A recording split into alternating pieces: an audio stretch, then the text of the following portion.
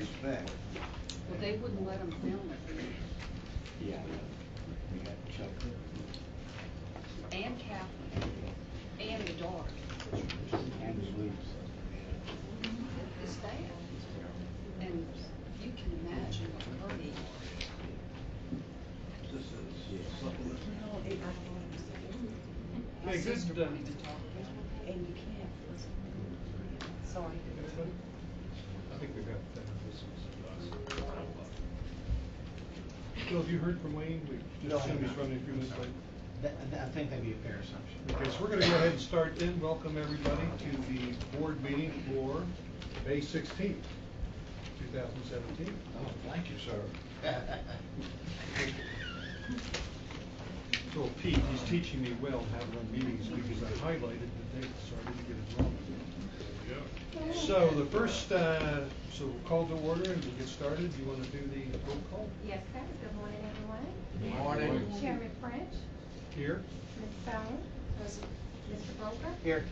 Mr. Dawson, Mr. Durham, Here. Mr. LePackett, Yeah. Mr. Holmes, Here. Mr. Madoff, Here. and Mr. Jones. Present. Thank you. Okay, the first order of business is the public hearing for the 2018 proposed budget.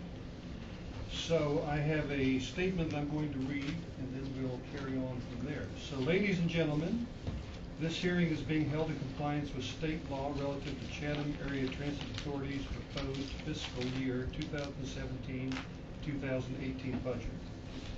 Information packets showing the proposed budget are available at the front entrance.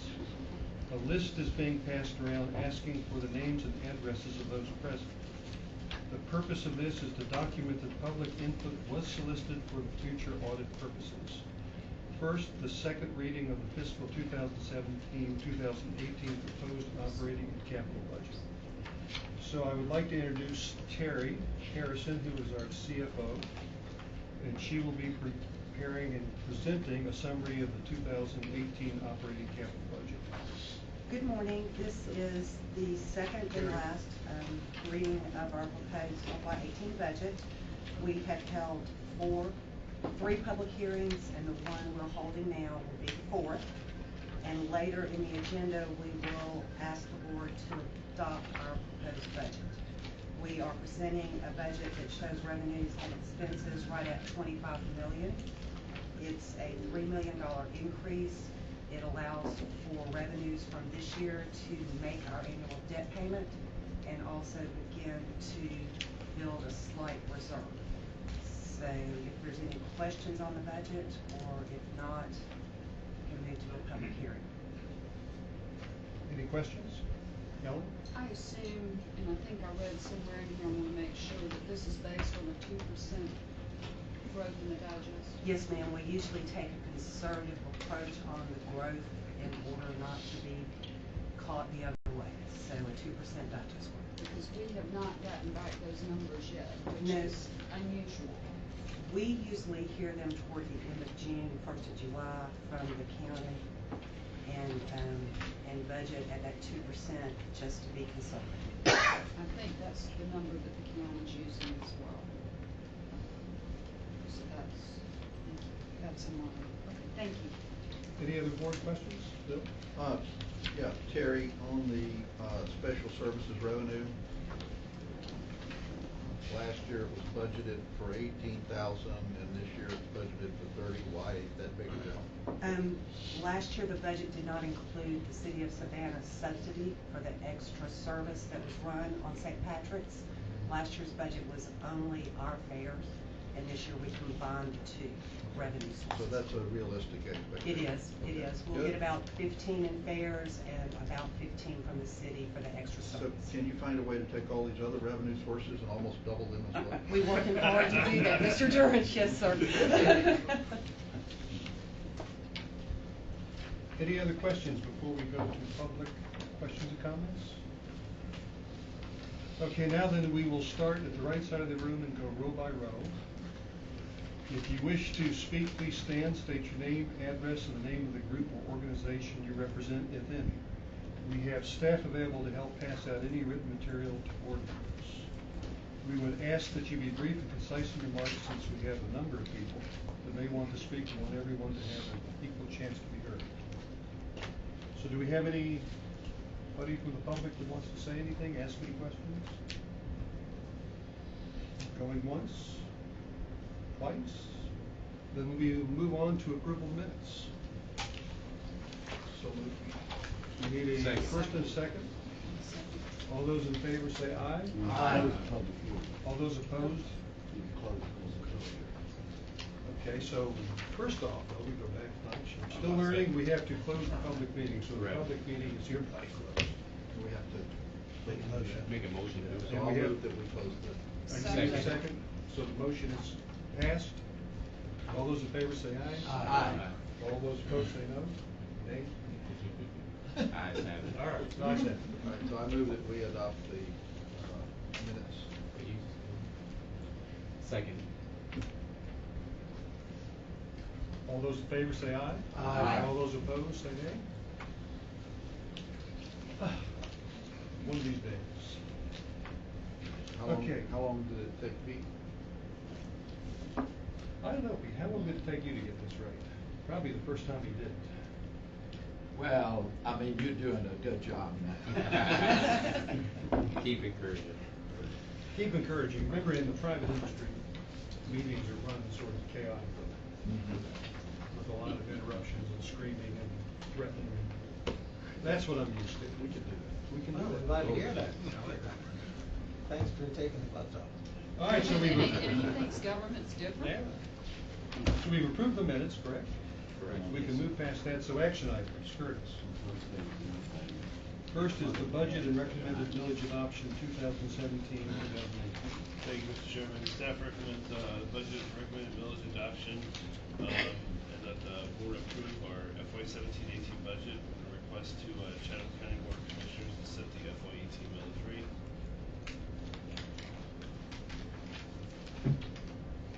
Ellen? I do have a question on that. There was some discussion about whether this would be a millage for a certain, an increase for a certain amount of time. Is that still? That would be up to the county. That's, certainly something that would be open to. Yeah, but I mean, the county's looking to us for a recommendation. And you're recommending a millage increase, and there was some discussion of, unless I'm crazy, of putting a time limit on this particular millage increase. Your board cannot bind future boards, Correct. So if this millage increase kicks in, then it would be up to the county to roll it back at a later time. right, and in fact, the county has to adopt the rate every year, so, it wouldn't be something going There forward. was stuff every 2 years from now, Yeah. whatever. Right, but This time next year, we would ask them again for the appropriate millage. Right. And they would have an opportunity to set Every it year. at whatever level they wanted to. But it hasn't been moved in several years, is my understanding. 3 years. 3 years. So my only concern is once a millage is adopted, and it's very difficult to change a millage, especially to roll it back. So it's a concern that I have that I will weigh out. But I know that once, and I'll just give you an example with the storm debris pickup that's cost the county in the unincorporated area roughly around $30 million.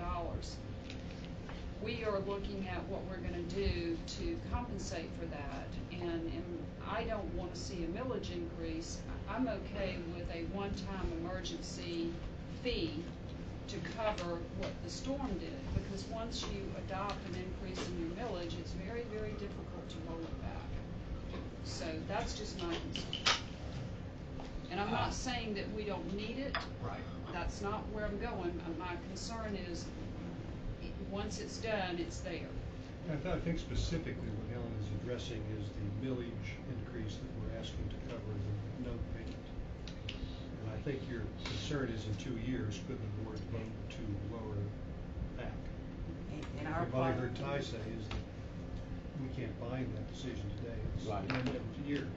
we have to set the millage rate to make the request. But would it be approached or presented to the county as possibly a temporary millage increase, I guess is where I was going, or are you going with the statement that we just want a millage You increase? certainly could make that statement of intent, but you couldn't bind it. I understand that. But Technically, since it's approved, requested and approved on an annual basis, it's always temporary. Right. It is, and But the it's 20 hard to roll it back. I know what you're saying. The FY 20 budget would not include the requirement for the $1 million debt payment, so we would adjust our funding request accordingly. So next year, we would have to have $1 million to pay that debt. The debt would be paid off, and so the next year, we could lower our funding request to the county because we didn't have that debt payment to make. And then also, I guess with all that's going on in Atlanta, if we do look at some type of a sales tax and then rolling the millage way back. So, I mean, I know there are a lot of variables out there. Yeah, and I thought that was initially what you were alluding to, the suggestion that we possibly go to a sales tax system, and so, this type of tax would back off entirely.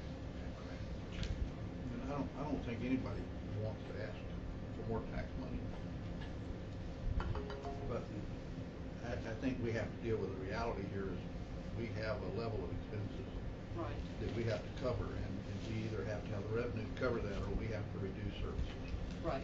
There is no I don't alternative to disagree those two with choices. you. It's just, I guess, in my years of being on the commission, it's once a millage increase is adopted, it usually sticks forever. And staff has done their due diligence. We have looked at our revenue sources, we have looked at our expenses, and we've made adjustments to contain cost to the minimum level we think we need in order to deliver the service. So we're trying to compromise. We've come at it from all directions. I guess I want to be emphatic about that. That's our two choices. We get more money or we reduce services. Yes, sir. There is no in between, and I think everybody needs to be really clear about that. And we can only provide the service the tax dollars are willing to pay. Right. Pete, you've, Okay, the reason why we're in a financial bind right now is because what happened, the county reduced the amount of monies that we have. We weren't asking for an increase on those years back, but what they did was you had an individual who really didn't understand all of the situations with our CAT financial, and so that individual just kept going on and said there was a large bank account in the CAT bank and that they didn't need the money, so let's reduce it down. But unfortunately, we had a number of bills and they weren't all paid, and so that monies that was in the bank disappeared pretty quick when they started paying the bills, and that commissioner didn't understand that. Terry, I also think since we're into a bit of history, when we took over CAT for Leola, Yes, sir. I think your recommendation at the time was a millage rate of 1.2.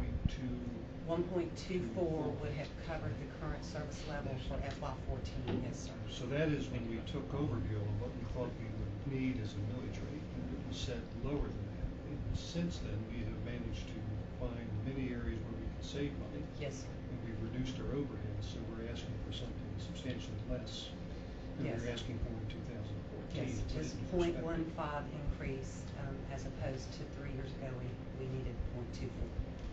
So that's a testament to the staff that they've been able to, reduce cost over a period when costs have been typically increasing. I think it's a testament to the staff that we've been able to stay afloat. Good job, Terry and Curtis. Thank you. Anything else? Curtis, anything else in the budget? If not, I'm going to recommend that we adopt the budget as discussed. And make the recommendation to the commission. Second. Make the recommendation. And make the recommendation. And make the recommendation to the commission that we adopt the budget as we discussed it. Need a first and a second. Second. So moved. Second. All those in favor, vote aye. Aye. Opposed? The ayes carry. Next up, low, no growth application. Curtis. Thank you, Mr. Chairman. Staff request board approve submission of a FY17 low-no grant application. The FTA has announced $55 million in competitive grant funding under Section 5339C, which provides funding for the purchase of zero and low-emission transit buses and related facilities. Just want to go back to late last year, the board approved CAT to purchase 3 electric vehicles and 1 fast charger with the remaining CERTA money from our grant. And then in addition to that, 4 40-foot diesel buses. We've been able to get permission to use the State Road and Tollway Authority grant money in addition to our SPLOST to leverage that to an FTA grant, and where we would turn those vehicles into, we would ask for 10 electric vehicles and 3 fast charging stations. It's just a direction that we feel is our best opportunity to leverage money instead of just applying and purchasing those other buses. So with that, staff recommends board approval. So moved. Second. No questions? And I No think, comments? Grant, weren't you looking into the history of the Greens County? We have that next. Oh, okay, I'm sorry. Okay, then no questions. We already have a first and a second, so let's move for approval. All those in favor say aye. Aye. All those opposed? Ayes carry. Next action item is the emission reduction strategy adoption. Thank you, Mr. Chairman. In conjunction with staff applying for the NOLO grant for the FTA, we're also, the FTA wants to see these awards go to agencies that are thoughtful in their mission to reduce overall carbon emissions and to be green, so to speak. So by that, staff is asking the board to adopt a near-term and long-term emission reduction strategy. In 2011, CAT purchased hybrid biodiesel buses to participate in the Greenest County in Georgia initiative, which the county had started. So we would like to adopt our own resolution to that effect. And so moving forward, we would always look to purchase low or no emission vehicles as opposed to just diesels every time. Motion for approval. I'll second it. And if Pat Monahan has a lot of the history on that, if we need to get in touch with him. Can I ask a question? I think this is great. I'm really excited about this. I mean, I think this really says that this agency is moving forward, you know, from a green perspective and that kind of thing. I'm just curious as to sort of how this came up, or you know, what the thinking is behind The resolution? Yeah. Well, basically, the board has indicated they wanted to move in that direction. Right. We have an opportunity to even enhance that even bigger. But in order to continue getting grant funding for those types of vehicles, they want to make sure that the agencies are serious about moving in that direction as opposed to just testing them out and then that's it. And so this evidence is that? This is evidence that Okay. there's a commitment. Okay. Okay. Well, I think this is super, and I really appreciate y'all undertaking to put this before us. And while I know it'll be very helpful in terms of our attracting funding for the kind of technology we're trying to attract, you know, that said, I think it's super that we're being so environmentally conscious and forward-thinking. Okay, we have, I think, Bill, and then Wayne, and Pete. Okay, yeah, I'll echo Bill's comments there. I think it's nice that we're doing this. I think it's good that we're doing this for the specific reason. But I also think even if that reason didn't exist, it would be nice to be doing this. I think this is definitely a statement of what we want to be, who we want to be. I have a question that's kind of peripheral to this, and Mike may be bringing something up about this later, so I can wait. But what's going on with the VW stuff? Do we have anything about the state money and how that's going to play out? Do you have an update, If I Mike? may, that is somewhat of a slow-moving target. The FAA, Federal Aviation Administration, has set up a website to provide additional information on what's happening with the VW settlement. Georgia DOT does not have any additional information at this time other than what has been published on the web on extensive sites, which I can send you. The program at this moment has been assigned to the Office of Planning and Budget in the Governor's office, and at some point in time will be moved to an agency to administer. The question is, since this is somewhat of an environmental mitigation issue, will this be sent to the Environmental Protection Division of the state, or since it specifically deals with transportation issues, rail, transit, airports, port, will it go to DOT? My feeling is that yes, eventually it will get transmitted to DOT. What we're talking about is about $58 million over a 10-year time span that will come in cycles of about a third, and that money can be used to buy hard assets and can be used to convert existing diesel-powered rolling stock to low emissions diesel, which I believe the fund will pay 25 to 50%, or move to electric vehicles, which the fund will pay 100% for making that transition. There are no guidelines, obviously, that have been set yet for exactly how the structure will work. So it's somewhat of a work in progress. We've got our eyes on it and are waiting to see what the next step is going to be, working through DOT. It'll probably be a year before we have an answer. I would think so, because the settlement actually, even though there was a lot of publicity about the settlement being through the works and in the courts as of last October, I think the settlement was just finally agreed to in either January or February of this year. Wasn't there supposed to be a second? There's a second phase that is more promotional publicity, advertising the benefits of moving from diesel to electric. That won't be more money. Well, it is more money. The question is, it's not defined in how that money is to be allocated or spent, other than the fact that a very large amount of that money is earmarked to go specifically to California. Thank you. Lean, I think you were. Yeah, I just had a quick comment, and this goes back to your question about adding this item to the agenda today for the Greenwich County. I think part of that grew out of our committee meeting the other day, and the fact that we didn't have anything to memorialize the fact that this is that we needed something to support the fact that it's consistent with Greenwich County. Did it grow out of the committee meeting? It actually grew out of the whole entire process going into looking at the Lono grant and what we were already, the direction the board already was going, and then on top of that, adding the counties, Greenwich County and Georgia. Right. It just made sense to do something from an agency level. Right. I'm sure maybe people were curious about why we were adding this, agenda item at the last minute, and probably it came out of our committee meeting. Pete, you had your hand up? Yeah.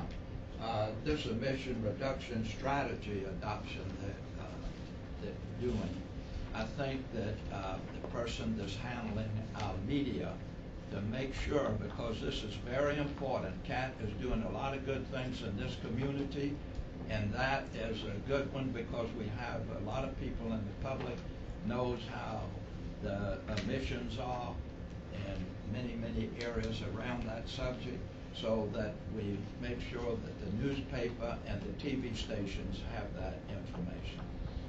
Absolutely. And I would like to add that I'm, as a board member, really excited that we have moved this fast to embrace electrical and alternative fuels above the diesel. This has been a fairly quick transition for us. Since last September. So I'm really impressed and happy that we've all seen the advantage of this and moved quickly. Move to approve.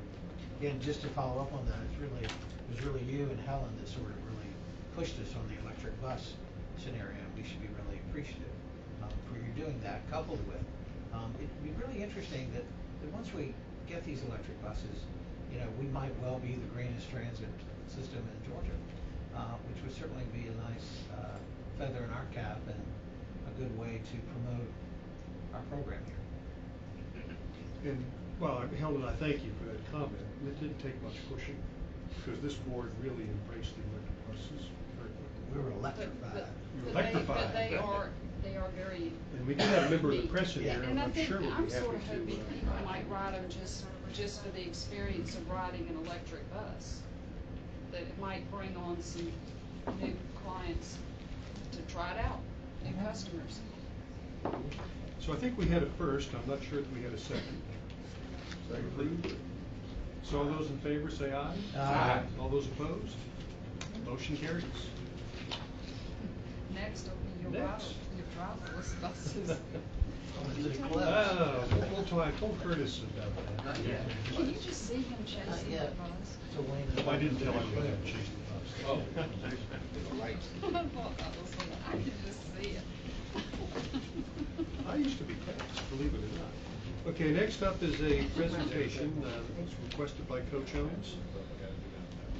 And this is going to be given by Sheila. Sheila Michael, our HR director, will be giving a presentation on a diversity analysis report that the board has requested. Good morning, everyone.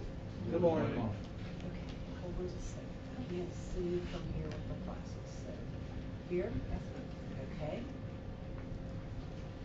Gotcha, all right, excuse me. Ready. As the chairman has already stated, Mr. Holmes requested that we prepare and present to the entire board a diversity report. So I prepared this information for you for this year. There we go. These statements are taken directly from our Equal Employment Opportunity Policy. It's a couple of highlights I wanted to share with the board. CAT is an equal opportunity employer committed to EEO for all persons, regardless of race, color, national origin, sex, creed, age, or disability, to create and maintain a qualified and diverse workforce. Chatham Area Transit understands that achieving EEO goals benefits our corporation through the full utilization of all available human resources to achieve appropriate diversity and elimination of any underutilization of human resources. We are committed to the development of specific goals and timetables in the event of any underutilization of its human resources. And CAT will award equal employment opportunities to employees and applicants and forbids retaliation against any individual. With that said, we wanted to highlight our total employment workforce here at Chatham Area Transit based upon the Equal Employment Opportunity 4 reporting category, which is designed for government and state entities. This one is done by race. And as you can see, I've identified in the first column officials and administrators, supervisors, admin support, professionals, service and maintenance employees, skilled craft, and technicians. On your far left-hand side, we are separated by Black, white, and Hispanic, and you can see the identifying numbers that correlate to the specific categories. The majority of our employees at Chatham Area Transit are concentrated in the service and the maintenance area, of course, because the majority of our employees are bus operators, teleride drivers, and mechanics. The supervisor category has an asterisk beside it because that is not specifically an EEO4 category, but I thought for the purpose of reporting to the board, this would be helpful to you to also see not only directors and managers under officials and administrators, but also the supervisors that we have on staff. This slide identifies our employee category by gender, male or female, in those same classifications. And as you can see, of course, service maintenance has the highest level, but it's fairly equal. We have 86 males and 72 females.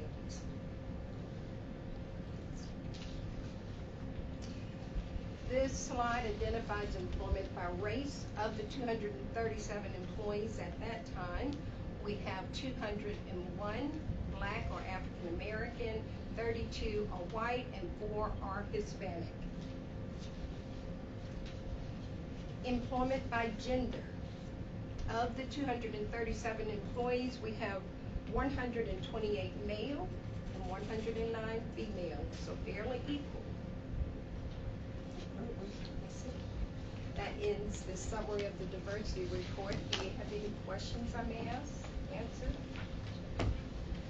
I have some questions, and I got a couple of comments to make.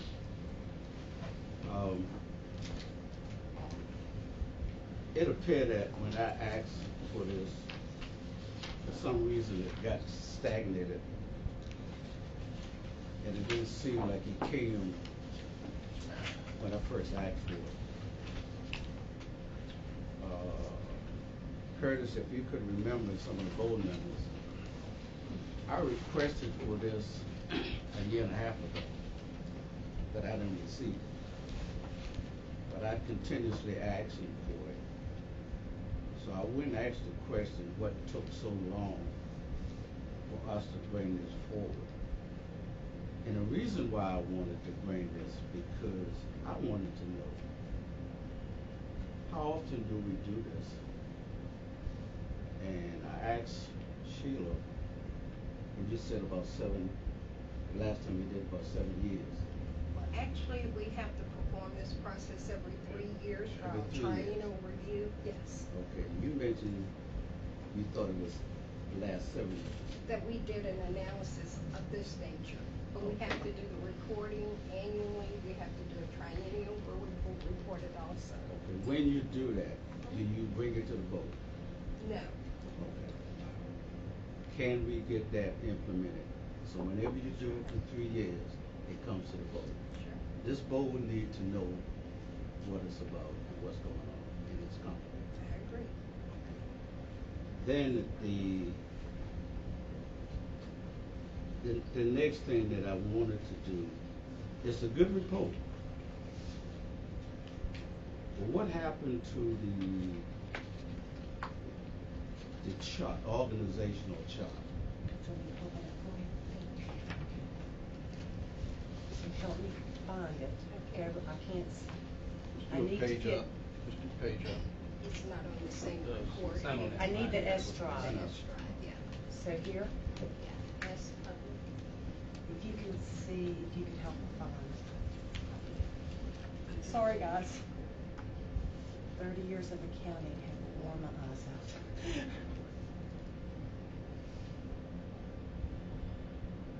So why are you bringing that up? Why, that wasn't attached to this report? I didn't realize that you wanted it, but for some reason it hit me this morning. Someone may ask about the organizational chart, so I thought I'd go ahead and attach it, make it as an attachment. So in the event you did, here it is. I'd be happy to provide it to you. Okay. Beverly, maybe you could turn the lights out, it might make it easier for us to Yeah. see this.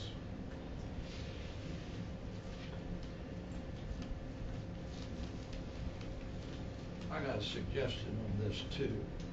Even, small print and all, and you still, you come down to the bottom. Let's separate it somewhat in sections so that we'll know, because some of us, or some people, like you come down, like on the first row right there, you can hardly see it. Even the people that at the first ones. Do you want to see it right now? Beverly is making copies for you. Oh, that's not what I meant. If you want to see it on the screen right now. All you gotta do is just enlarge it. Yeah. I can't see the Here. buttons. You got it? May I? Please, I'm sorry, I Thank you. can't see the buttons.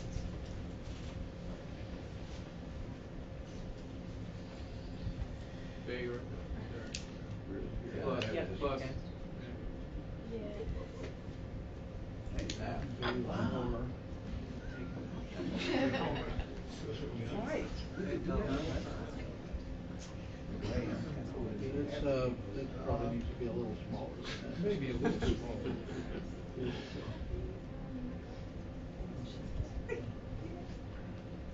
Probably 150, we got one more go up too, towards the center later. She's going for me. Yeah, you understand. And there's that top level. Commissioner Holmes, So something she- you want to see on this? No, I was about to say, we can move on, Okay. Bill. You know, so we have to relate. I have a short question on this though, Curtis. Are all these staffs filled, all these positions filled or not? No. All right, that's the next question. So which ones are not Yeah. filled? I think- Chief Development Officer is not filled, the call center manager is not filled, the procurement manager is not filled, the compliance coordinator is not filled. I can't really read. Procurement specialist. Procurement specialist. He said it. So no position not filled, how much is hindering the progress of the operation? Everybody's doing that job, so Doing- that job is spread out till we fill those positions. Okay.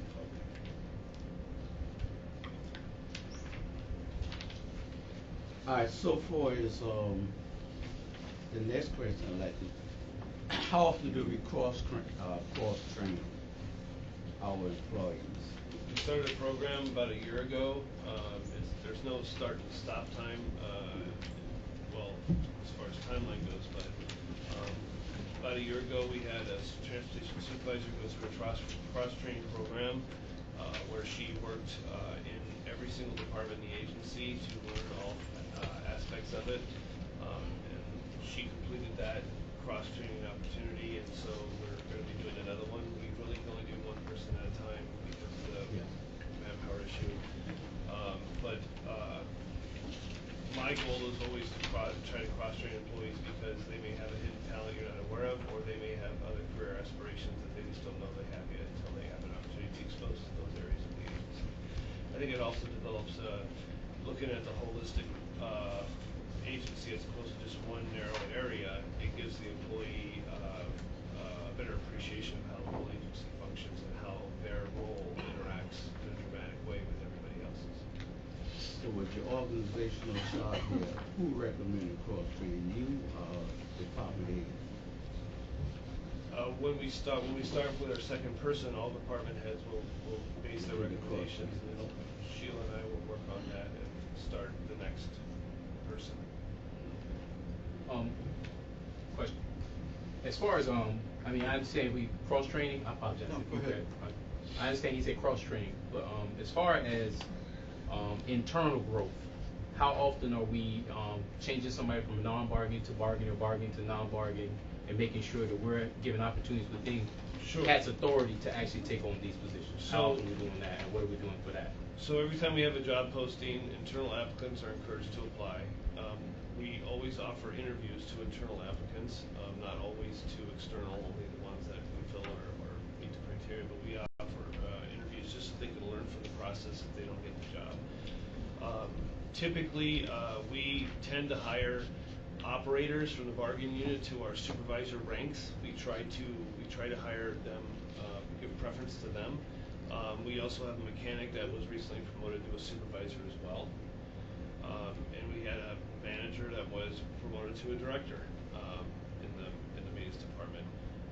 So we typically open it up to everybody, and we want the most qualified applicant, but we do try to encourage our internal employees to apply for jobs and get promoted. Right now, I would say half of our supervisor rank is former operator. Okay. So. And, I mean, do you have any crossover as far as going from, I guess, an operator status to an actual in-office or administrative status? Do you have any, do we ever have these opportunities ever happen? The opportunities are there, and it's up to the employee to actually apply for it. Okay. The positions that they have applied for, many times they are accepted. Okay. They get posted? They get posted, all of our jobs get posted. Okay. I think we have one sitting over here. Appreciate don't it. we? And Beverly, even she's moved up through the ranks internally as well. So. She did a good job. We've had paratransit employees promoted, those are our Telluride drivers, promoted up to bus operator, and one of them recently was promoted to transportation supervisor.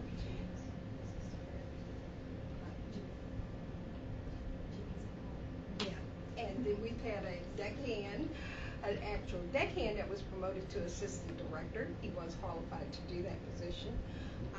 We've had employees that go from one bargaining unit position that is a low level, like a cleaner, into a higher paying position, like a hostler. We've had 2 of those recently transfer. So the opportunities are there. Okay. They take advantage of it. Thank you. Bill? Okay, I'll apologize in advance because I'm going to sound more critical than I intend to. Okay. But I don't think it's a satisfactory report. What do you see could be different? Well, I'm going there because this touches on a particular pet peeve of mine. In the statement about equal treatment, we specifically state national origin, creed, age, gender, race, and disability. Yes. Yet, as happens, every time a discussion of diversity comes up, the only 2 categories anybody talks about are gender and race. And based on your chart for race, we don't do a very good job of diversity. It is predominantly one group of people. Maybe that's who's applying for the job, but it's not diverse based on what we're seeing up there. And there's no indicator of what we've done in terms of diversity, in terms of national origin or creed or age or disability. And the one in particular that I think is more important than any of these others is age. We just when we talk about diversity, we talk about all these different categories of diversity that we want to have represented, but every discussion winds up coming down to just the 2, and I don't think that's enough. Okay. I think we need to be looking at all these other categories as well. Well, we can certainly provide the additional information on age. Well, I'm just talking about a sensitivity thing right now. I don't need you to go back and generate a whole new report about this for me. But I think when we talk about this in the future, let's talk about the full gamut of diversity, not these 2 items that we always seem to focus on. Not just. And Bill, I would touch bases on that as I go back, because one other thing I want to ask you, and 2 more things I want to talk about. How often do you do evaluation with employees? Annually, we do them in June for start the new fiscal year in July. Mm-hmm. So we do it. The department heads meet with their employees every year. Is just a department head evaluation on employee, or is it a peer evaluation? Are there different kinds of evaluations? It's through the department head. The bargaining unit employees do not get annual evaluations. Theirs is based on the contract with the unit. Correct. Average. And that's still within the department head evaluation? All evaluations are turned into the chief level. Okay. And then that's when the department head will receive their evaluation with the chief, and then go over all the ones underneath the department head as to how they were rated, every employee. So everybody's gets their hands on it. Okay. Now the next thing is, just want to talk about the word transparent. Everywhere we go throughout the city, it could be city, county, school board, anybody who running for any elected seat, that one word is used as transparent. And I'm interested in youth. Them are the 2 most major topics. But that word transparent, as I've been monitoring this and looking at it needs to be broader, and you need to take the word transparent a little bit more serious. And that goes right back to what you just said just now, Mr. Bill Burns. Because hadn't we bring such issues as this to the table, to this board, you would see the same conversation being discussed. And it needs to be among the decision makers and not up to the department head to making all that decision. You see this what came out of the head of SNAP from Bill? You saw this what came out of the head of SNAP? Yes. But it took me a year and a half to get this study. And I don't know what took y'all so long. I didn't realize much you've asked for, he don't have to go. Curtis might, it may not got to you, and that was the reason why I'm asking for this. So if I asked for it here, why it didn't get to you? But we're still talking about transparent. Yes. Transparent, I take serious, gentlemen and ladies. And these issues that I have to hear about and I'm noticed, it should be to the table. This is the decision making for CAT at this table right here. It ain't out nowhere else. And if we can't discuss it here, how is it go transparent out there? Thanks for the report. Thank you, Curtis, for responding to it. Howard, thank you for it. And thanks for asking for it. Okay. Thanks for staying with it. Okay. Because it is something we should do, and we should do on a regular basis. And I tend to agree with Bill. I mean, there's a lot of other factors in this that we ought to review. Next time we do it, we should include.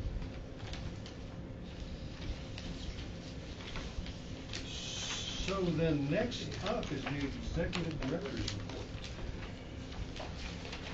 Thank you, Mr. Chairman.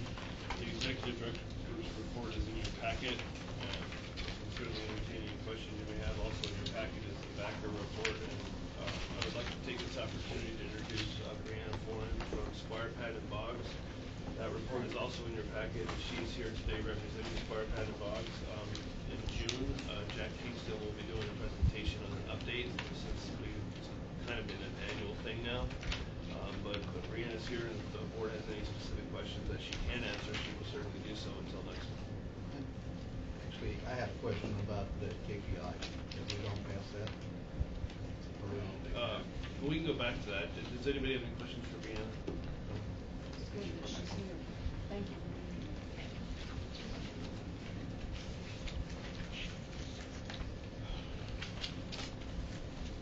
I was looking at the first page here. Well,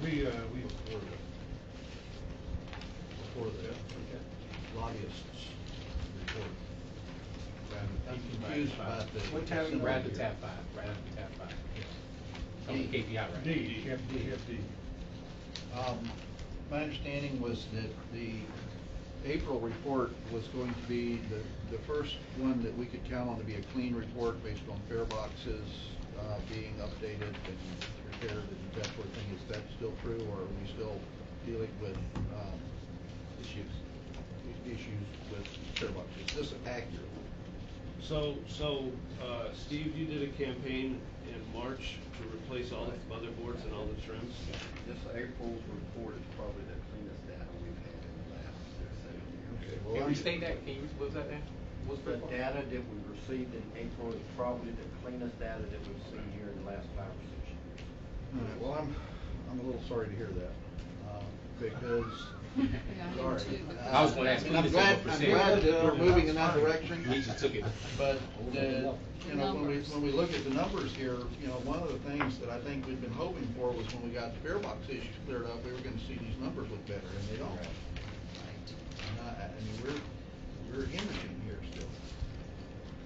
And I guess I don't even know what my question is, other than if this is finally we've got clean data. The data, the fare box repairs don't seem to have fixed the problem. Not any better. We have to get rid of them. Sir? The only way you can resolve it is get rid of them.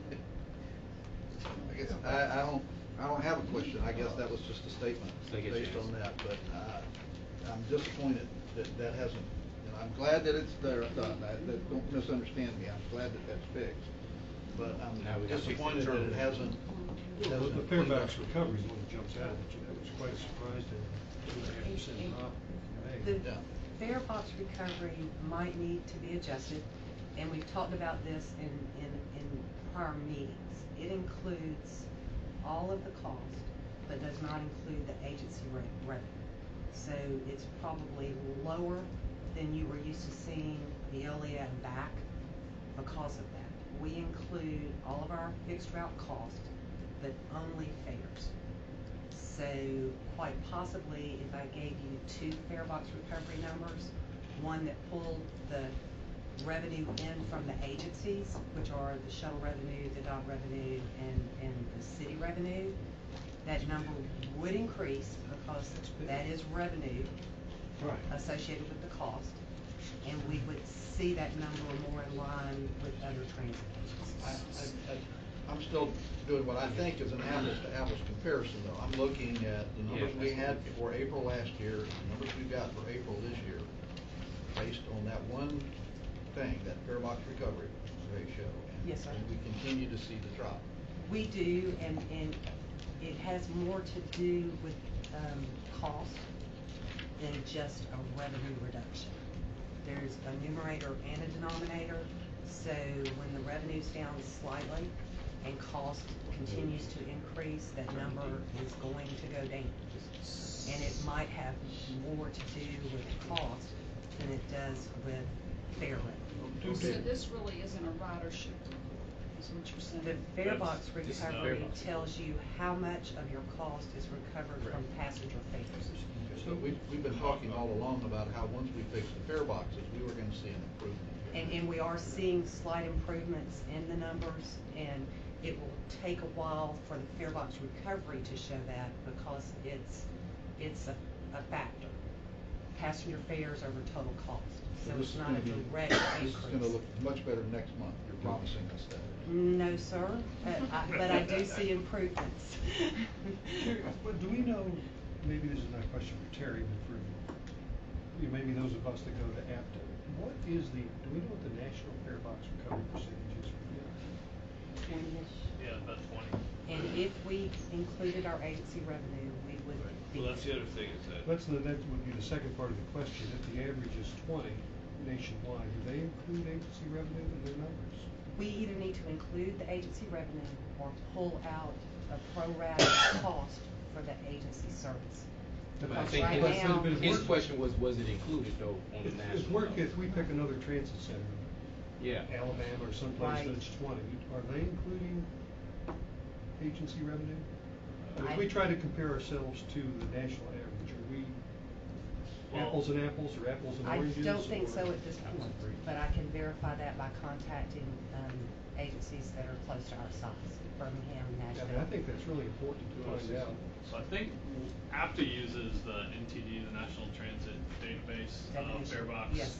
recovery figure, and it's pretty high level. I mean, it's total costs divided by Passenger the fares. passenger fares.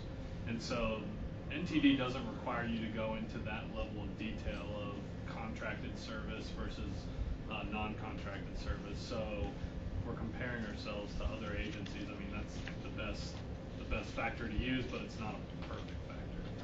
And for it to be apples to apples, we either need to add the agency revenue to the numerator or carve out the agency service cost from the denominator. Not the factor. Yes, Obviously, we don't and get I can do passenger it fares. both ways Right. and And those are get the all the most costs reasonable added. result. But we do get revenue. Right, but it's not figured in there, just the cost. But, yeah, I mean, some of our agency numbers are big numbers, so. Well, I guess I don't understand why we haven't been doing it. For comparison complaining. purposes, year over year, a decision was made in 2012 under the ELIA, and it was moved forward as the definition of fare box recovery. And had I changed it in any 1 month or any 1 year, there would have been no comparison to where we were last year. My feeling is that to have something rational, we should be comparing ourselves to A other national agencies. standard. I agree, and And so. then we have to use the same A national standard. denominators that, everybody's using. And my recommendation would be to change it as of July and just walk through the definition. And then we can also go back and compute prior year numbers under the same definition. So that we have a valid comparison. Yes. So that you don't Just rely national on- average, because I don't want to know that we're 5% worse than everybody else if we're not. We're not, no. I can make that adjustment. That would be helpful. Okay, very helpful. Can you prove it to us when you do this? Yes, I can, I you can, prove I've this is done what that APTA's before. doing? Yes, I'll double check, verify. Just to make sure that we're on the same, following Yes. the same rules as everybody else. I will. Trust but verify. I'll do that. Thank you, Ronnie. Because we're slow, we have to understand these things. Yes, sir. Any other questions on KPI before we move on to the next unsettling section project? Yes, of course. On page 2, is 2 KPI, the April 2017 ridership. Oh, that's the service delivery report? That's on the second page in the back, D. Chief, am I getting ahead? Yeah. I think you're ahead. Yeah. I'll wait. But I think we go there next, so why don't we go to section Well, 7, Michael wanna unit make his updates, reports where we first. can give our reports and then you can ask your questions. Are we going G or Mike? We are moving very Service confusingly delivery towards update update. with Section G. Michael Brown. Thank you, Curtis. Good morning, everyone. Good morning. The first thing I want to talk about on service delivery is Transport Pro, the consulting firm that we brought in. Spent a couple days at Cat Central, learning about our operations, asking a lot of questions. We provided them a lot of information, and currently they are conducting phone surveys with our customers. Once they gather all this information, they're going to come back with a plan to help us reduce costs and increase our productivity. So updates to follow there. One of the things I would like to point out is our preventable accidents. In April we did not have any, and our FY17 number of 0.24 is extremely good. That's a really good number. That's a testament to Erica Franklin and the safety department getting the safety message out to the operators on the ground. And for the number of hours that we run, that's pretty good. I'd also like to point out that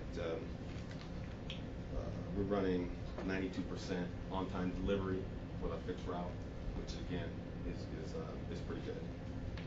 That's about the highest we've done, isn't it? I mean, It's right there. yeah. And so, Mike, real quick, 0.24 on the preventable accidents year to date. What, just coming from the western part of the U.S., what have you typically seen compared to us to the other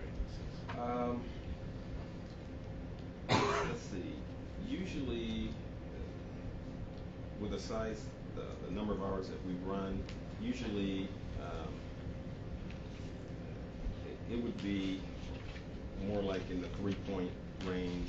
Even the 125 we had last year was good, but a 3.25 in an agency our size with the hours we run would be more the norm. So what we're doing is very good. Michael, Yes. I want to caution us, making sure that I come from the engineering side background, so I understand when you get into preventable accidents, we can get into not reporting or underserving reporting or trying to prevent reporting. Mm-hmm. I want to make sure that we're not chasing numbers so hard that we're not reporting actual accidents that maybe happen. I'm just making sure I put it out here in conversation, because I don't want to where people are not reporting accidents either. So I want to make sure we're being upfront as far as that's concerned. That's a very good concern, and we absolutely report all of our accidents, Okay. all of our preventable accidents. We don't hide anything. Like Mr. Holmes said, transparency. I agree. In the preventable accidents, that's important. So everything is reported. But I am happy to see this come into reports like this, because these are things I did ask for a couple of weeks ago. So I appreciate that. Now, were you referring to employees reporting accidents to us, or? Well, I'm reporting accidents in general. Okay. I mean, I understand the difference between preventable accidents and direct accidents, but I'm glad we actually bringing up the fact that we're looking at what we're doing as far as being a safety net as far as organizations concerned. Okay. Any other questions on service delivery? Several. Okay. On page 2, one thing is just a remark. I cannot figure out what's going on here, and I doubt anybody else has got an answer, but it seems like our senior circulator numbers were dropping and dropping and dropping until we started talking about adjusting that service, and now they're climbing like crazy. And I think somebody's out there recruiting seniors to use this service now. You think? Yeah, but my question in that same box is the water ferry. We had a 12%. Water ferry down. The water ferry's been down for the last multiple months, ever since the ramp collapsed at the dock. Okay, so this is just a So continuing it only thing. went to Wave and Girl Landing, so people didn't wanna have to walk, so So this should, underutilized. this should stop now that, because the dock is finished. The dock is now finished, the city hall dock is now finished, so that you'll see the difference for. Okay. But ever since that happened, if you look back in the previous reports, you'll see it. It's been going down. All right, and then on the next page, bike share. That is a huge drop. Any explanation for that? Mike, I can take that one. Yeah, so we've had some issues with the tires of the bikes. I don't know if it's the cobblestones downtown or just, the fact that the bikes are out in the sun all day. But we've had some significant issues keeping them pumped. So just working with the maintenance team to try to make sure that they're, getting checked on regularly. But you're right, I mean, the usage for bike share is down significantly. Grant, you don't think SCAD has something to do with that? Good, yeah. I don't believe so. Just from my observations, probably 98% of the users are tourists. It's an availability issue then? It's an availability Yeah. issue. We just haven't had the bikes available for rental. Are we looking at a new type of We tire have to to have handle ordered this? a new type of tire for the bikes, so talking with the manufacturer, the OEMs, that we're going over cobblestones, break a lot, that we need to go to a more like a mountain bike tire. That we got for you, long Yes. order, More should durable. be hitting here this week. Okay. Yeah, and just one more point on that. I actually talked to some SCAD students not too long ago, asked about their bike share system, and they said that all their tires are flat too. So it's not just Oh, good. That makes me feel better. Grant, Misery loves the company. difference between 16 and 17, but you say the majority of them that use the bikes now are tourists? Yes, sir. And how do the tourists get that information where they get the bicycle? To be honest, my guess is that most of them just see it at Ellis Square and that they just spontaneously try to check out a bike. I want to say 90% of the rentals occur at Ellis Square, not here at the ITC. Okay. And we have a website. We try to promote it. I think there's some advertisements that try to promote it as well. But I'm pretty sure it's just people that walk up to it and just want to check out a bike. Well, let's try something else additional with what we're doing so that we can have more of the rentals. Along that line, when I was in Portland last After we week, get the new tires. one of the things that Portland's doing with their bike share is you can actually leave the bike anywhere. When you're done Like with a it, zip it'll car? get picked up. So I'm sure that's an added cost, but Yeah, especially with the limited number of bike stations we've got, it might be nice to have that as a feature. Yeah, that would require us to kind of change our whole entire operating plan. The vendor that we have doesn't offer that option. The SCAD bikes do. And the difference is the bike is more expensive because it has an electronic checkout on the bike as opposed to on the kiosk. So, we do have some funding for more bike share stations, and that's certainly something that we can look at is whether or not we want to actually convert to that model. Well, I recognize that that's gonna be a cost and a population issue, but just, Yep. I have to tell you, I think I might have told you already, but doing that, bike ride in Seattle and Portland, just to see about their facilities and infrastructure was a real eye-opener. They're so far ahead of what we're doing. A couple more questions on this report. In the Fair Pass sales, we were trying a program with Candler to increase Fair Passes. Do we have any kind of report on how that's working? Sloan, you want? We haven't, Mr. we haven't heard back from St. Joseph Candler. I will reach out to them again, but the last time that we conversation with them, they just, they were supposed to get back with me. They were going to look at possibly implementing it within the gift center, but I have not heard back from them since that time. And then the last page, I think you probably answered this already, but under water ferry on page 9, it says the decrease in ridership is due to the reduction in service hours year over year, as well as the inability to service the City Hall dock. What is the reduction in service hours year over year part of that?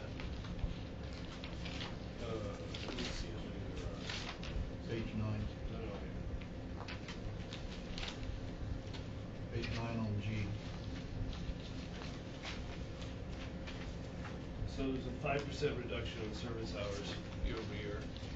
It's 5% less service hours in April of this year than there was last year. And so we only run the hours that are dictated through the trade center, and so whatever hours they want us to run, that's what we run.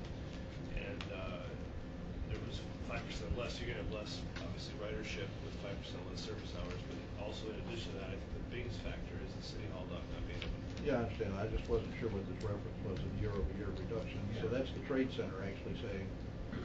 We ran 5% less, yeah, based on what they wanted to run. You don't know why they. Because, well, sometimes they have extra service during conventions and things like that, and if they don't, then they don't want an extra boat.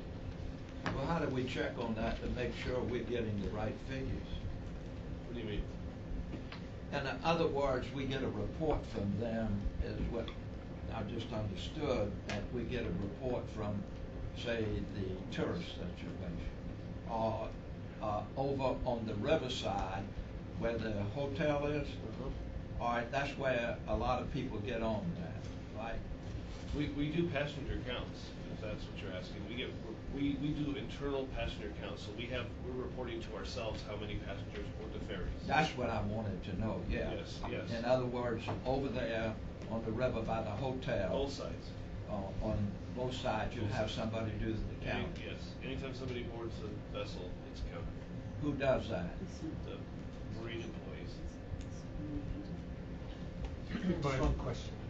Go ahead. And just to follow up on what Bill was asking about, so how does the trade center just let us know at the beginning of the month, these are the hours we'd like you to run, during this coming month, or? They'll have a calendar, and they'll which weekends or which days have conventions and what service needs to be run. Otherwise, we have regular standard posted hours that we do. It's a matter if there's an extra boat or not added to it. And I could certainly have Jimmy do a presentation on the details, but that's kind of how they work it. They have just a general calendar they go by, and we have posted scheduled hours that we run. And anything that varies from that, they'll let us know if they want an extra boat. So the schedule is generally the same. The only difference would be, or this 5% additional boats. Additional boats. Okay. So it's actually not a reduction in service year over year. It's whether or not there was additional service provided. Or less service. Well, if we've got a standard schedule we're operating at, the difference in service hours would be a function of whether or not they asked for additional service, not the fact that we reduced service. Right, but I wasn't comparing it to a standard day, I was comparing it to last year, so last year it was reduced comparatively. But we're not reducing service hours. We're not reducing our own service hours. That was more my question. Thank you. And also important to note is that the trade center does cover 100% of the cost and provides a $5,000 administrative fee for CAB's total administrative process. Okay. So the trade center. Annually? Monthly. They pay us monthly 100% of the prior month's actual cost plus $5,000. Okay. Any other questions on service and delivery? Bill, come on, one more. No. I'm waiting for the next page. It's the next page I'm waiting for. Okay, we can't wait to get there. Okay, then we are now on the system development update. Thank you, Mr. Chairman. System development update is in your packet. Staff will entertain any questions you may have. Bill, yes, I have a question. This one's simple. The continuing work on schedules and proposed service changes to be implemented in July. The Title VI requirements are we do a couple of public hearings on that, right? Yeah, so you're only required to do a Title VI if there's a major service change, which means more than a 25% change in the hours or the miles of that particular route. The service changes that we're proposing for July implementation, none of them cross that threshold. So we're not doing a Title VI for any of the routes for July, but with our contracted services, we're looking potentially at doing some for those later on in the year. We have to do that for the contracted services as well as the fixed routes. Right, for any route we run, right. But we're also still presenting the changes in public meetings. Right. And then, no, I'm good. Okay.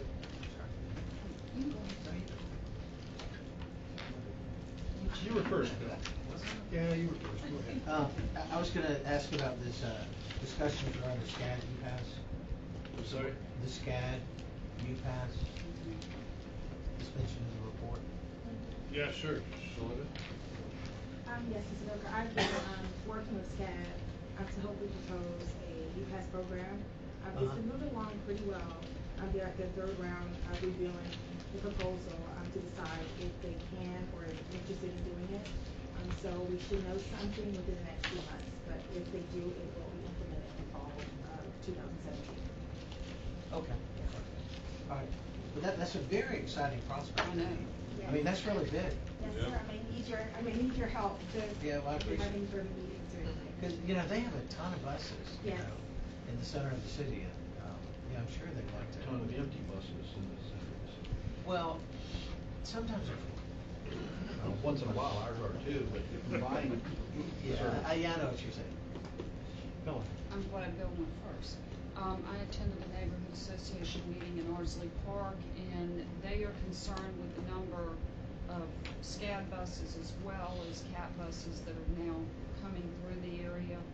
And they would be thrilled to know that there's some talk of consolidating the services. So I'll be happy to ask you any questions that I can relate to them, but they would be very supportive of that. Which is interesting because they're not in the downtown area.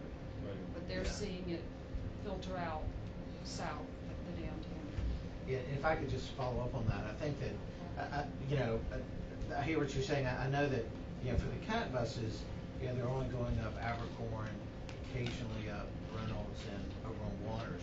The SCAD buses, on the other hand, go down Washington. They go down, like, I think 60th Street, just above the shopping center. So it's pretty, I mean, I won't say it's invasive. It's more invasive, if you will, than our service. So I can see where they would like that. And maybe these students could walk a little further, and these buses wouldn't have to be going down the residential streets. Because I think that was the real concern. I hear you. Is the amount of bus traffic in the residential areas. This is a general comment, having just got back from Europe. People in Europe are much more willing to walk a long way to get to a bus stop than we are here. We are really spoiled with anything more than fly. We're lazy. We're lazy. They're willing to really. They're healthier and slimmer. Yeah, they're much slimmer than we are. I convinced a lot of them if they walk more to get public transportation. Seriously, we're lazy. So we should sell ourselves as a health food. Right. Environmentally friendly. So any other questions on the system update before we move on to financial update? So Terry, you're up. Financial results for April are in. We are ahead of budget both month to date and year to date. Month to date for April, you're seeing the first month where the work we did with our contracted services is paying off. You can see that in fixed route training, as well as contract services in maintenance and in G&A. So we're getting the benefit of the contract service terminations that we moved internally and then terminated altogether. And that's helping the month-to-date bottom line. Year-to-date, we are still bolstered by the fact that the city covered the cost of their shuttle service, and that amounts to $310,000 of our positive bottom line. The good news is we could be right on budget without that. Now, I know that sounds like a positive report, so I'd like for us to look at both the balance sheet and the cash flow quickly, so we can see where the cash concern is that is driving the millage increase request and our concerns about covering costs. If you look at the cash flow in the year-to-date column, reserve report, you can see that throughout the year we have gotten in $3.3 million, but we have had to pay out $14.6. So that's a numerical representation of our monthly cash concerns. When you look at the balance sheet on the facing page, you can see that our cash and cash equivalents at April 30th was negative. And you can also see that we owed $627,000 in additional invoices in accounts payable, and another, let me find the number, accrued expenses, another almost 800,000 in expenses that need to be paid over the next 30 to 40 days. How much? 627 in accounts payable, which means we have the invoice in house, Right. and another 800 committed that will need to be paid over the next 30 days. So when you look at the three reports together, that's when you see the full picture, and you're able to understand the need for additional funding if we want to keep our service levels constant. And I'll be happy to answer any questions anyone may have about the financial impact. And the three reports that Terry's referring to also, Terry, the picture is influenced by the county and the Fair Transit. Yes, sir. Issue. Yes, sir. We're These still, yeah. two issues are weighing Yeah. heavily in our balance sheet cash flow. We're $1 million short this year in covering our cost for the paratransit service that we've provided. And we also are looking to try to increase the rate of reimbursement next year so that providing that service won't put us in the hole. The county is under the impression it's a $500,000 short. That's what was discussed at Friday's commission. It's 500,000. It was. And I asked the chairman, I said, I think it might be more than that. So we need to make sure that we clarify that with the county. Yes, We ma'am. have updated Chairman Scott on the fact that it's $1 million that we're short, not 500. And it could be they were quoting from a February schedule because. You can watch the rerun of the meeting. Yes, ma'am. But that was clearly brought up, that it was a $500,000 up to this So point. each time we meet with the county, we say here's how much is the gap, and so a month goes by, you add 200,000 to that. Well, I just want to let you know, and then I have a couple of other questions. Yes, ma'am. We pay the Metropolitan Planning Commission $4,000 something a year. Yes, ma'am, that's the annual dues. Why do we pay dues to them? 2 years ago, the MPO passed a policy where the members pay dues. MPO, not MPC. Oh, I'm sorry, yeah, MPO. Well, Okay, you said well, this MPO, but it says- probably says MPC. What it says in here is annual dues to the Metropolitan Planning Commission. You So, said Metropolitan Planning Organization. okay, well, there's a difference there, so I just want some clarification. And then also with Renaissance, we paid them $21,000.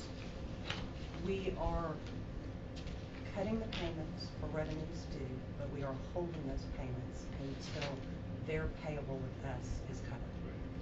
That 21. So what do they owe us? Initially, there were 39,000 in prior month receivables, and then the ongoing balance I would have to get from them. So they owe us way in excess of this, and we're still paying them? We're not paying them, we're holding the check.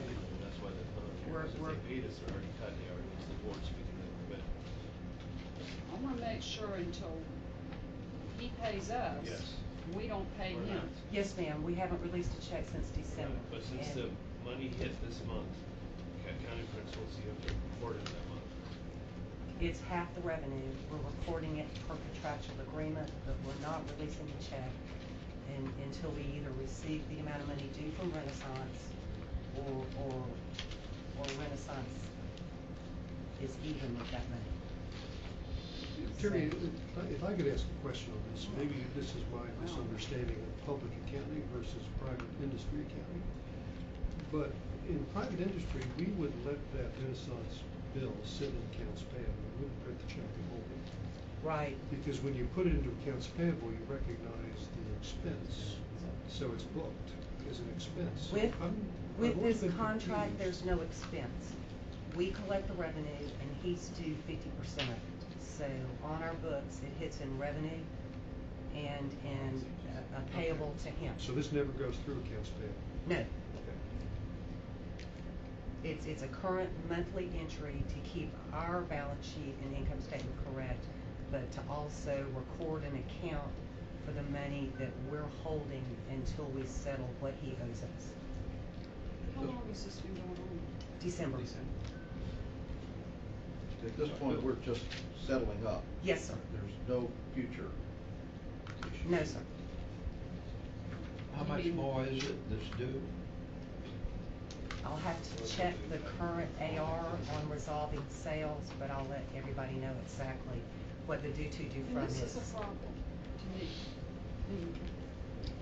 I think it was recognized in a prior month, and the solution has been implemented, and over time, we will resolve the amount of money that's owed to CAT. Yeah, but and CAT needs the money now. I mean, I'm not interested in waiting until he And- decides he can pay us. Well, that's basically what that represents. I mean, it was cash that came in that we did not pay.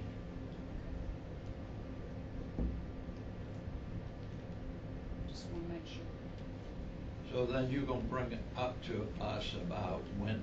I can get you, get the next rest of the month, I'll money. bring you an exact balance of what he owes us, and we can, move from there. Cause we have people we need to pay. Yes, ma'am. Any other questions on finance? Karen, do you see anything on the horizon? This is for April, that we're almost done with May. We've got one more month. Yes, sir. Do you see anything that can derail us? As far Or as being this year's, positive of our operating? financial results, and you'll see the star on all the statements, do not include an annual adjustment for transit tax receivable. So basically, every June, we look at how much transit tax was levied, but wasn't paid. And historically, that adjustment can run between $200,000 and $400,000.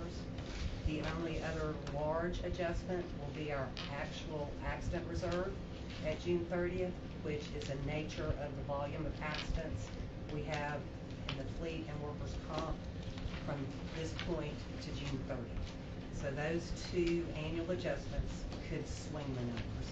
And then there's a small adjustment each year for our pension benefits.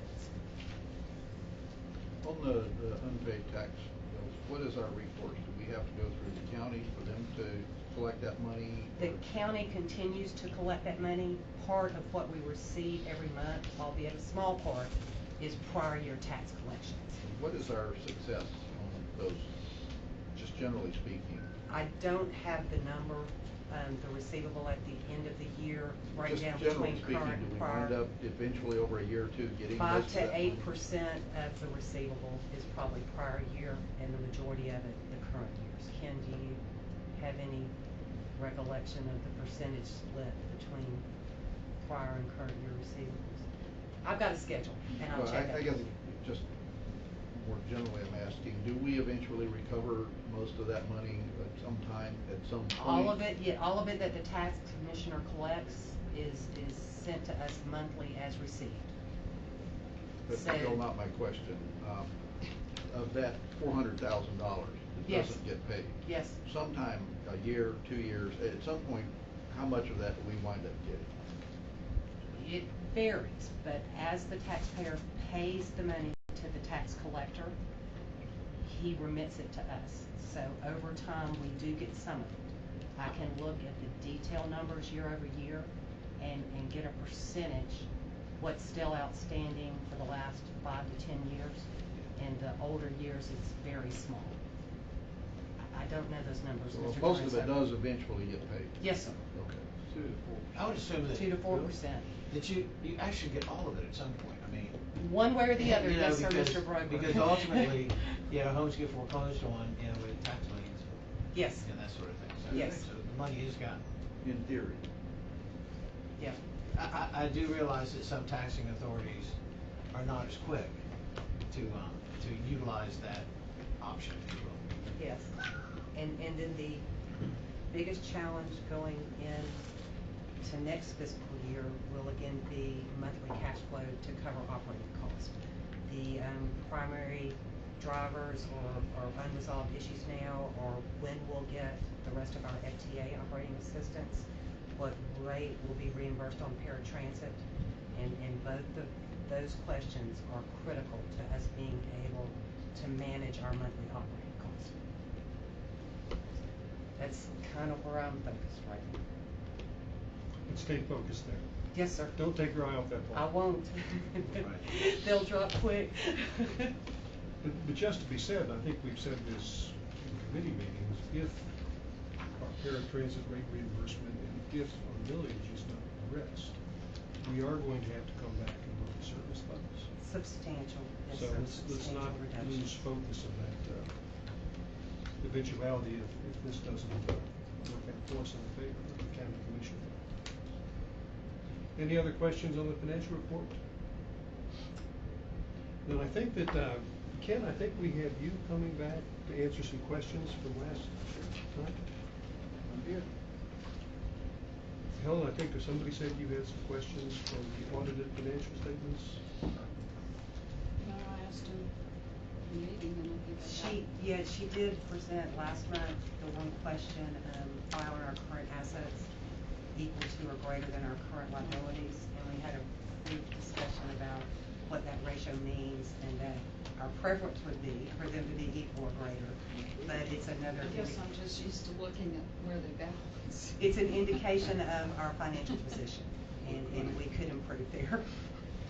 And I don't know if you have a short summary statement. Last month I presented the audit, explained that it was a clean or unmodified opinion, explained that the prior year findings were resolved, and that there were no current year either operating or single audit findings. Correct. And the year-end results are indicative of the same concerns we're talking about now. There was an operating loss and a net reduction in assets, and it's just another example of our concerns. Would it be helpful if you just recorded what you're saying and play it again next year at this time? Yes, sir, or I'll be here hopefully to say it in person. Your comment. We've got plans for a different result next year. If we can get the community to help us and collaborate and do their part, we will see a different result next year. All of our conversations keep coming back to the solvency issue. Yes. Well, unfortunately, nationwide, that's the number one issue with transit is funding. So we're not alone in our dilemma. That's not that comfort. But it's nationwide. It's the biggest. You go to NPFT meetings, that's the first thing everyone talks about. Because it's a service that's needed that nobody wants to pay for, unfortunately. So is there any new business? I think then we are through. Oh, I have a question. It's old business, basically. What about the app? Where are we on the app? Bill's out. Did he pay you for this? No. It's my turn. For that question? I did not. No, he was trying to ride the bus and went on his phone and it was well. 30 to The bill 40 and bill days question. for the enhancement. So we're in the process of working on a contract with AT&T on the additional circuit, and unfortunately, it's going to take 30 to 45 days before that is installed and ready for use. But that's the only thing hindering us right now from going live. So does that mean we'll actually have an app within 60 days? Yes. The existing circuit was not sufficient enough to cover the app capabilities, and that's why we weren't getting the results we wanted. So we're enhancing the IT capability, and it's the very last step. So I'd like to make a motion that we put 60 days on your phone's calendar. On the calendar, right. Well, that will be a big deal, if you go with the UPass, for taxis, because they're used to finding their ride that way, so. It won't just be a big deal. It'll be a deal killer without it. Without it. Any more old business? Any more new business? If not, let's adjourn the meeting. Meeting is adjourned. Thank you. Give myself a D minus. Tell me about you. Yes, sir. Hey, we have to I've tried, man. It's good to see you. Appreciate it. I hadn't thought about it since I. Wonderful job. Yes. You just talked too much. I'm sorry. Thanks for coming. Yeah. Thank you.